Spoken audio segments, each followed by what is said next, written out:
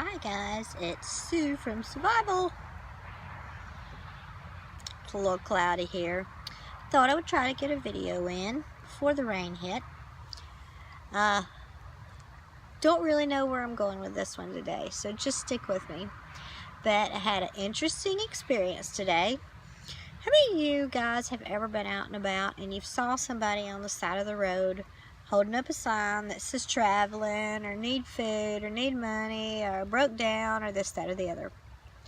What's your first impression of what you see? I usually sum it up and I look at them, I check out their clothes to see if they're clean or dirty. Always look at their shoes. Look to see if they have an animal with them. Look to see what kind of backpack or paraphernalia that they're carrying. See if there's anybody else around them, if they're by themselves. Cleanliness is the first thing I always look for if I'm close enough. Today, we were stopped at a red light, and there was a young man standing on the side of the road with a sign. I didn't even read his sign. Sometimes you just know, you just have that feeling. And today I had that feeling that he was one that I was supposed to talk to. So I rolled my window down. Rolled, did you hear that? Not push the button. I was in my son's truck. Rolled the window down. And asked the guy, I said, "Are you hungry?" And he said, yes. I said, "Hop in the truck. Let's go get something to eat." And so we picked him up and we drove across the street to Sonic. He had a rather large backpack with him. I could tell it was heavy. He had on black pants. He had on a black t-shirt. He had terrific hair. I had a feeling. So we pulled up to Sonic and he hopped out and he immediately started thanking us. Thank you, thank you, thank you. There are those people you meet who will refuse food if you say, "Are you hungry?" Red flag number one. I could tell that this young man was hungry. I could tell that he had been on the road and I could tell that he'd been traveling. That's all I needed to know.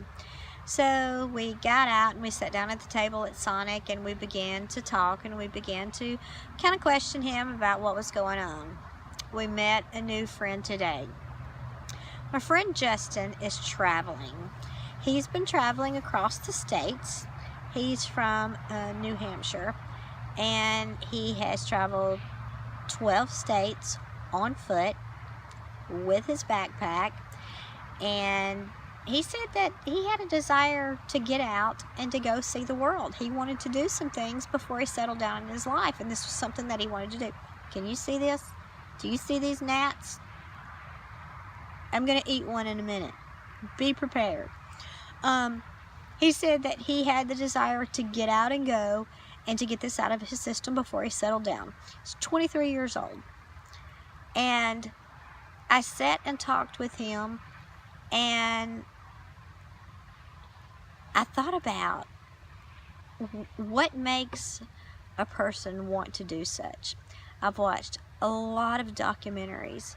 I've thought about these kind of things. As a female, it's a different perspective on just picking up your backpack and going by yourself.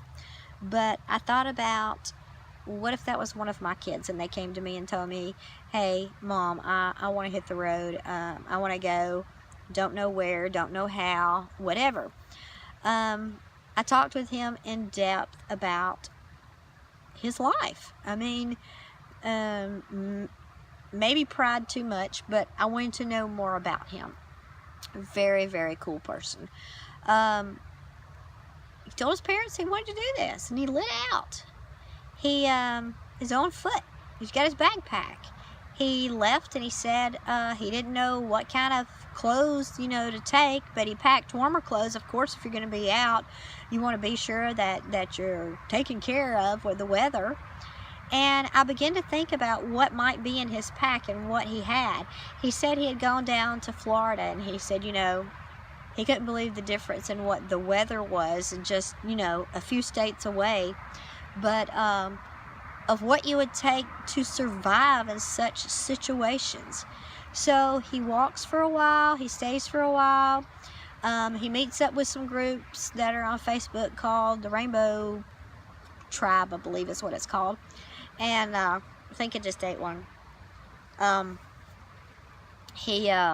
for sure ate one. I feel it fluttering going down. It's all good. He meets up with these different groups, and he can get a ride, and he can go to a certain area, and he can stay there. And these groups, they meet, and they cook, and they get together, and they travel together. And I mean, how awesome is that? Made me want to go home and pack my bag. But I thought of the adventure that Justin is on, and the stories that he's going to have to tell. And we spoke to him about his family and about how far he was going and what he was going to do. It worried me about how long it had been since he had ate. He talked about every once in a while he has places that he can stop, like the truck stops or whatever, that he washes his clothes and he can take a bath. He was talking about the bad experiences he experiencing, the bad times he had experiences. Stopping at the truck stops and basically getting cussed out by the truckers that said, "Why are you doing this? This is crazy. You know, you're in our place. This is stupid to be doing this. Da da da da." Who are we to judge anybody? He said probably the worst experience he had was sitting outside of Walmart, and that he was sitting there just resting, sitting, you know, in the cool, charging his phone, and the police actually came to him and did more or less a background check on him and ran his name to see what he was up to and what kind of mischief that he might be into. And you know, I think that's sad of what our society is. It broke my heart to know that we live in such a society now. He was not doing anything. He was not bothering anything or doing anything, but he got a finger pointed at him that there must be something up with him, that he was hanging out here, or that whatever was going on in his life, that this is where he was, but he needed to move on. So anyway, we exchanged names, and I feel like there's some kind of connection with him, and I will stay in touch with him. We swapped names. I've already found him on Facebook. And so now it's just a matter of watching what happens to Justin in his travels. I'm very excited to see where he goes. He promised me that he's going to stay in touch. And he has my YouTube, and I have his name, and we're going to look for each other. And I'll keep you posted on what's going on with Justin. So for Sue, this is just a short little excerpt of what my day beholds. I hope it doesn't rain before I get to see you guys again. Happy trails.